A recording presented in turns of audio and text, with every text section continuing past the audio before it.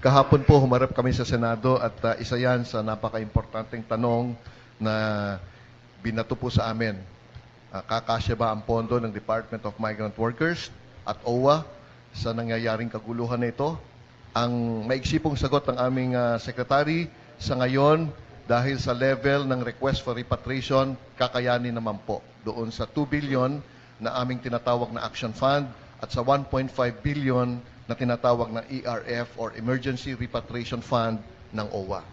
Pero kapag ka nag-escalate po talaga ito at nasa halos 90,000 plus ang ating OFWs sa mga lugar na may conflict at ang estimate ng ating OWA administrator na dati 130,000 to 150,000 ang kakailanganin ng bawat isang repatriation mula po sa Middle East.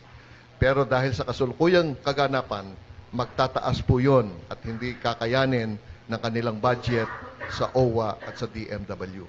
Kaya po yun ang aming titignan ngayon. Kami ay magsusumite ng supplemental request, no?